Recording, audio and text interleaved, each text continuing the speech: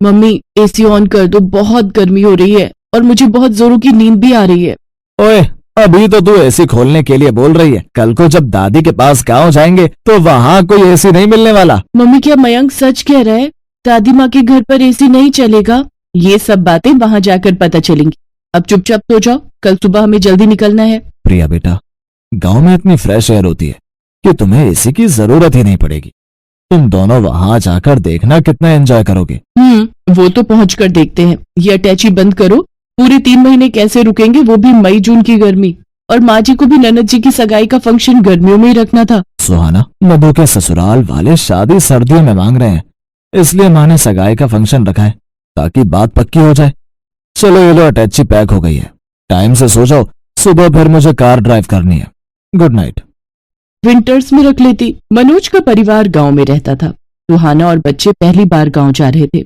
सुहाना की शादी के बाद उसकी सास और ननद ही शहर में रहने आए थे, पर सुहाना का कभी गांव जाना ही नहीं हुआ। मनोज की शादी शहर में ही हुई थी। पहली बार सुहाना बच्चों के साथ गांव जा रही थी, इसीलिए वो परेशान थी कि गर्मियों में न जाने गांव में क्या हालत होगी। बच्चों को एयर कंडीशनर की आदत है, पता नहीं वहां क्या हाल होगा।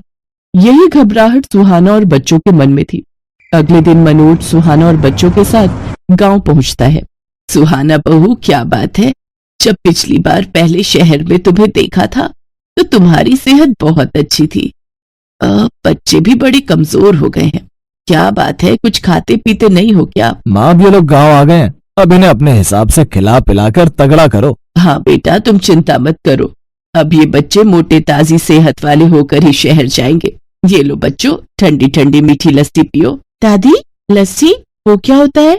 बिटिया, लस्सी जो दही से बनती है, पीकर देखो फिर पता चलेगा। दादी, मुझे भी लस्सी पीनी है। हाँ हाँ बेटा। मधु, ओ मधु, लस्सी के गिलास और ले आ बिटिया। माँ जी और रहने दीजिए, ये बच्चे तो ऐसे ही कह रहे हैं, मैं इन्हें इसी में से थोड़ा थोड़ा दे दूंगी, ये दोनों पी नहीं पाएंगे। नहीं मम्मी, मैं पी लूंगा, मुझे पूरी पीनी है। हाँ हाँ, मेरा बेटा पूरा पी लेगा। और लस्सी तो बहुत फायदा करती है।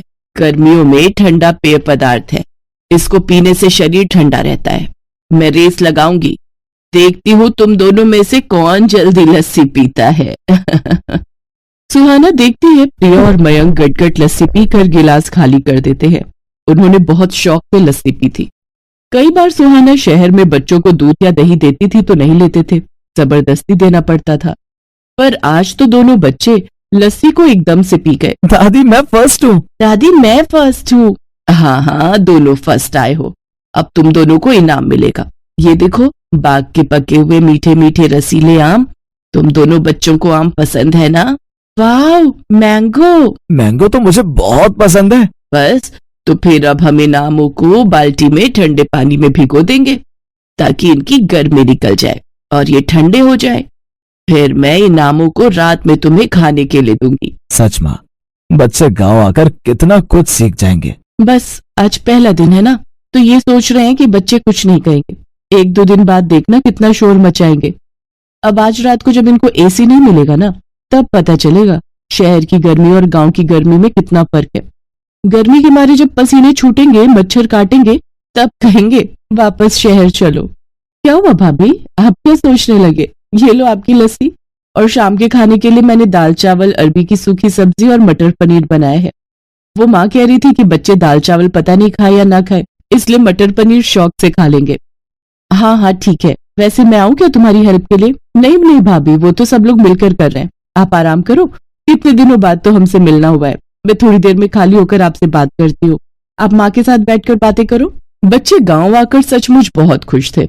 वो अपनी दादी और बाकी सब रिश्तेदारों के साथ खूब हंस खेल रहे थे। रात के समय प्रिया बोली, दादी गर्मी लग रही है, एसी ऑन करना है। अरे बच्चों, तुम दोनों मेरे साथ छत पर चलो, सबके बिस्तर छत पर ही बिछाए हैं। माँ, कितने दिनों बाद आज हम सब मिलकर छत पर सोएंगे। सचमुच बहुत ही बढ़िया नींद आएगी। अब तो मेरी आंख सुबह ही खुलेगी। मधु, मुझे तो एक मोटी चादर दे देना, रात को ठंड हो जाती है। ठीक है भैया। मनोज, कितनी बार तुम्हें कहा था कि गांव आने से पहले एक एसी गांव में भिजवा दो ताकि यहाँ फिटिंग हो जाती तो हम कमरे में आराम से सो सकते थे। सुहाना, हम लोग शहर में रहते हैं और मधु कुछ टाइम बाद अपने घर चली जाएगी। माँ को एयर कंडीशनर की आदत नहीं है। मैंने माँ को कहा था, पर उन्होंने कहा था कि वो कभी यहाँ रहती है कभी हमारे पास शहर में तो एयर कंडीशनर लगाने का फायदा ही क्या। यहाँ पर तो सब लोग छत पर ही सोते, बहुत बढ़िया नींद आती है। यहाँ कोई नहीं चलाता एसी, सबको खुली हवा में सोने की आदत है।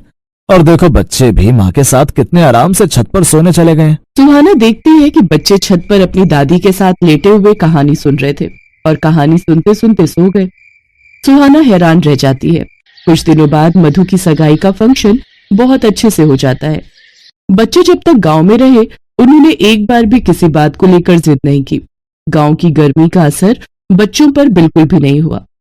सुहाना समझ जाती है कि उसकी सोच गलत थी। बच्चों ने गांव की गर्मी को खूब एंजॉय किया। जिस तरह शहर में गर्मी से बचने के मशीनरी साधन उपलब्ध हैं, उसी तरह गांव में गर्मी से बचने के प्राकृतिक साधन उपलब्ध हैं। वो खुश थी कि बच्चों को हर स्थिति में रहने की आदत हो गई, भले ही वो गांव में रहे या फिर शहर में। वो अपने आप को स्थिति के अनुसार बदल लेंगे।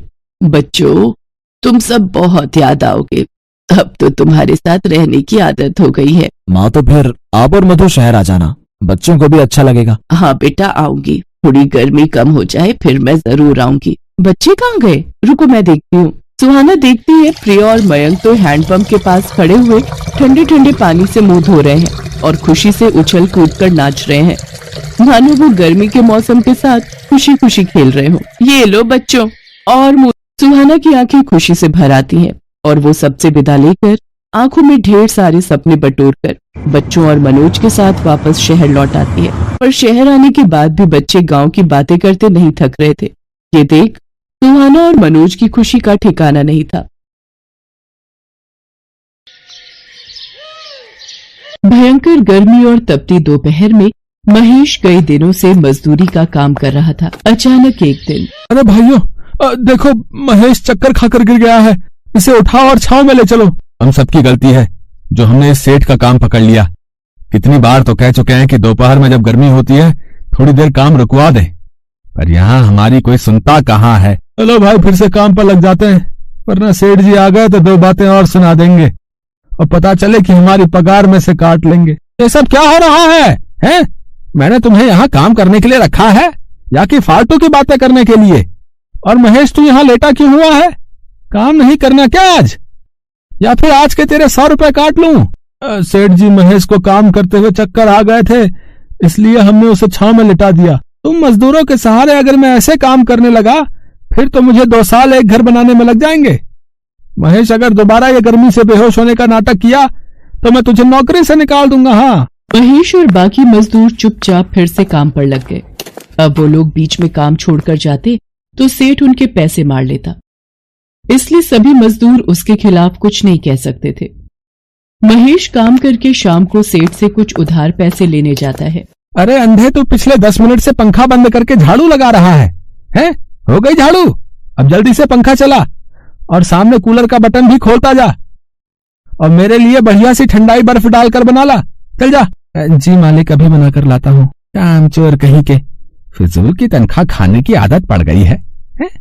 अरे काम नहीं करते बताओ। हाँ महेश, क्या काम है? तू बोल। मालिक, कुछ पैसे उधार चाहिए थे, मेरे घर का पंखा खराब हो गया है और बिना पंखे के रात को बीवी बच्चों को बहुत गर्मी लगती है। अगर आप कुछ पैसे उधार दे देते तो मैं घर के लिए एक नया पंखा खरीद लेता। तेरा दिमाग खराब हो गया है? मेरे पास इतना फालतू का पैसा नहीं है जो मैं तुम सारे मजदूरों पर उड़ाता रहूं। मुझे भी अपना घर चलाना भाई। और तुम लोगों को क्या गर्मी लगेगी? तुम तो वैसे भी खुली हवा में सोने वाले हो।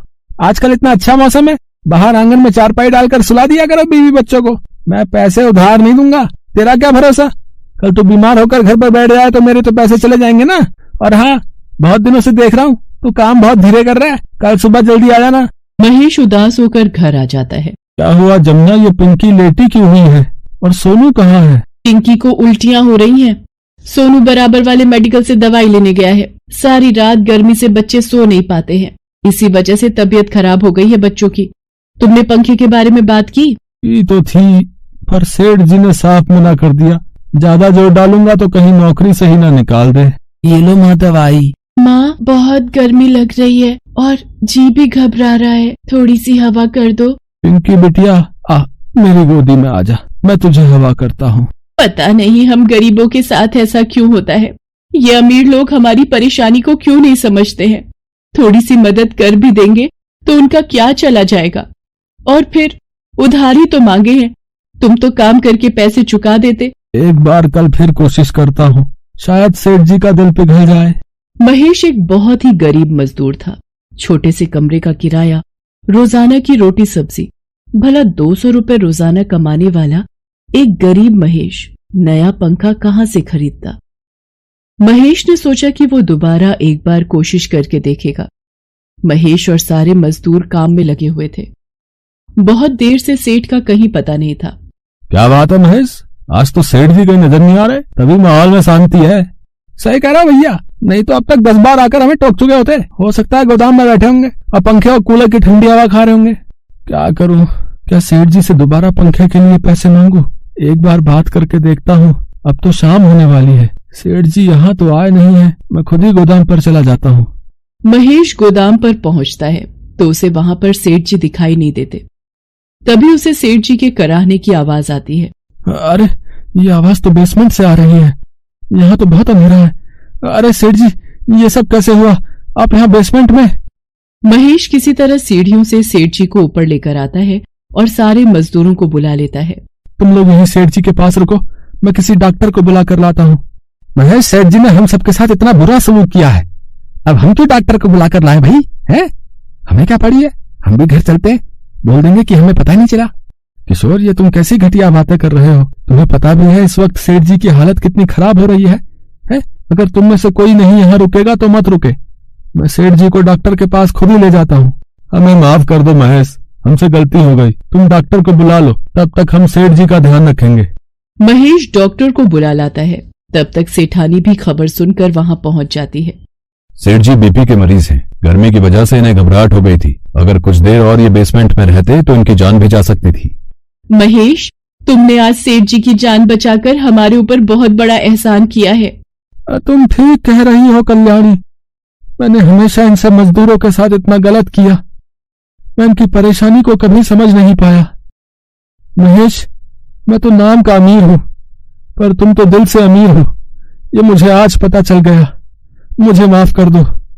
उस दिन से सेठ ने अपना व्यवहार बदल लिया। उसने महेश के साथ साथ सभी मजदूरों को एक एक पंखा उपहार में दिया। अब दोपहर के वक्त महेश और सभी मजदूर कुछ देर आराम भी कर लिया करते